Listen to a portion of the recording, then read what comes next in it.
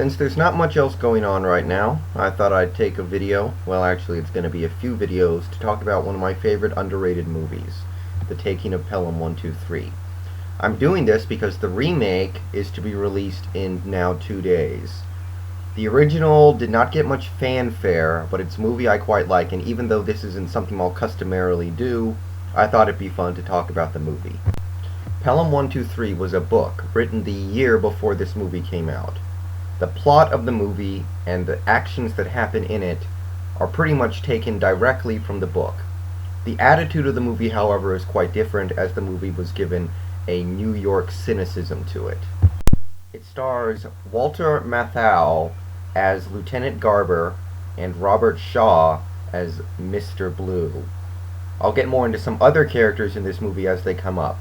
Some of them are played by well-known actors in interesting cameos, so it's certainly something to discuss. The Taking of Pelham 123 opens with a subway train riding through the subway. We see 3 men, all wearing similar hats, similar jackets, and sporting similar mustaches, board the subway at 3 different stops.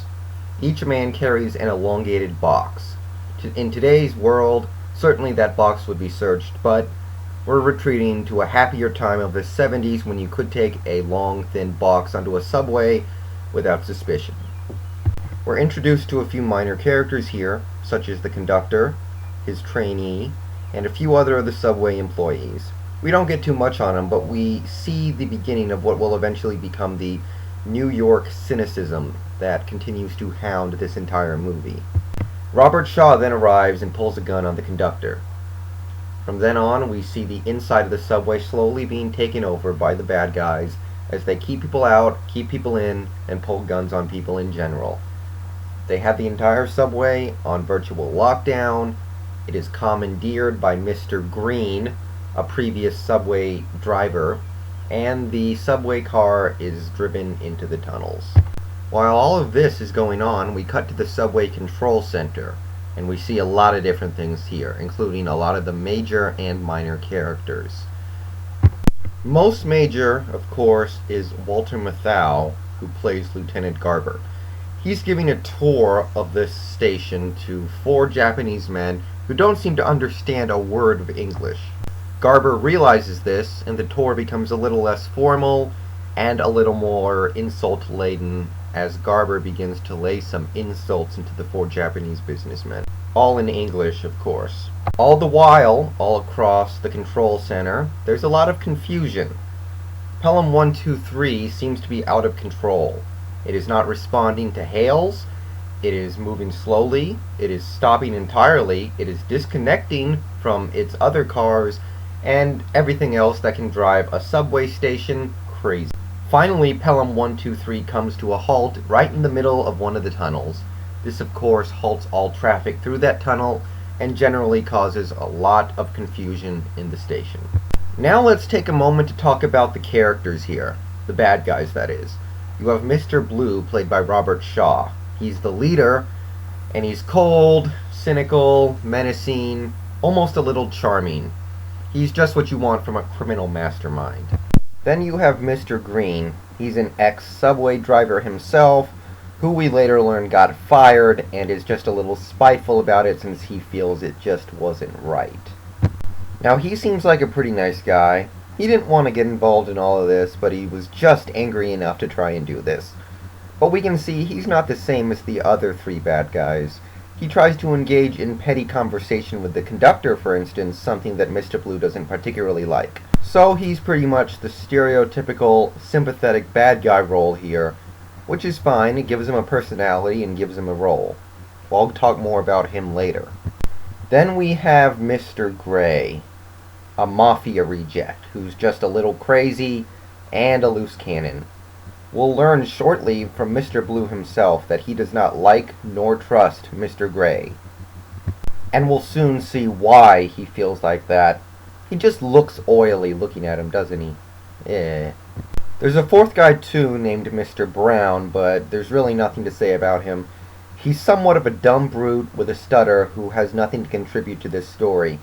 I really don't like Mr. Brown all that much. He's not a character so much as he is a role, and I honestly can't remember him doing a single thing in this movie. Having separated the lead subway car from the 9 trailing cars, he tells one of the conductors to go back, get all the passengers off the other 9 subway cars, and take them to the nearest station. This leaves 18 hostages and 4 heavily armed men in one subway car. Finally, Mr. Blue decides to give the control center a call to explain things. He explains that the subway car has been taken, which initially confuses everybody, as they're completely unfamiliar with the concept of stealing a subway car. Finally, the operator, that's this guy right here, understands the situation, but all he has to say in reply to all this is, "Go to hell, kiss my ass," and whatever other insult you can imagine. Garber eventually gets wind of the situation as he's passing through the room giving the tour. On the way, he actually runs into Jerry Stiller playing... I don't even know what he is actually, but he works at the subway. He plays a major role in this movie, but is actually uncredited, which I found interesting. I watched the credits again and again, but he is not in there. Kinda weird. Garber sends the Japanese men away to deal with this situation, and then finds out that they do indeed understand English. Maybe better than him even. This, of course, right after he refers to them as monkeys. I think he's going to have to go to a racial understanding seminar after this one. But he's got bigger problems right now. He gets on the intercom with Mr. Blue and they explain the situation, including the fact that they're demanding a ransom in return for the 18 hostages in the subway car. This ransom being of $1 million. Now, in today's money, I've read somewhere that $1 million in 1974 is about $4.4 million today, which is quite a bit of money, but when you consider they have to split it up 4 ways, it doesn't seem like that much considering they're all getting a life sentence if they get caught. But I'll talk more about this in a minute. And what's worse, he wants this money delivered to him in exactly 1 hour. And for every minute they are late, he will kill 1 hostage. So the clock is ticking, and the message is relayed to the mayor of New York. He has a very short time to make a decision about whether or not to pay a group of hostage takers $1 million. Now, as for the hostages themselves, we don't really get to know them throughout this movie. In an amusing display of New York arrogance, for instance, one of the women on the car asks if she can be allowed to leave with the rest of the passengers that they're releasing, because she has an important appointment. Now, when you add in the fact that she's dressed like a hooker, you can pretty much put 2 and 2 together on that one. There's a mother on board as well with 2 young kids, and she wonders if she can be allowed to have them leave with the rest of the passengers.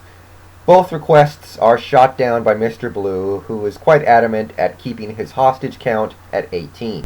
Also on board, you have a pimp who talks just a little too much and might get shot before all is said and done.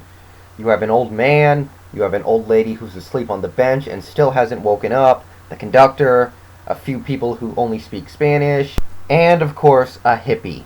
Also through all this, just in an effort to make Mr. Green perhaps a tiny more sympathetic, he's got a cold today and is constantly sneezing throughout everything he does.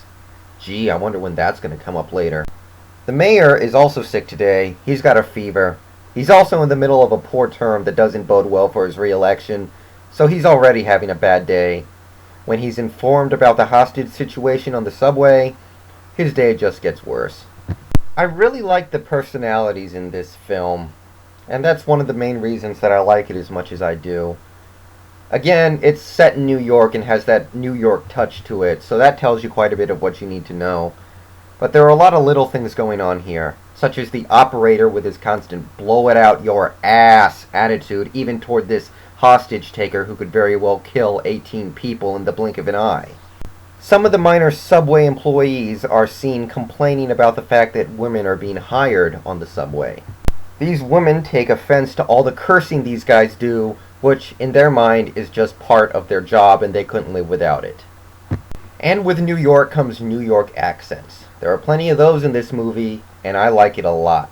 Walter Matthau and the mayor, and even Jerry Stiller, all bring great New York accents to the table that I enjoy a lot.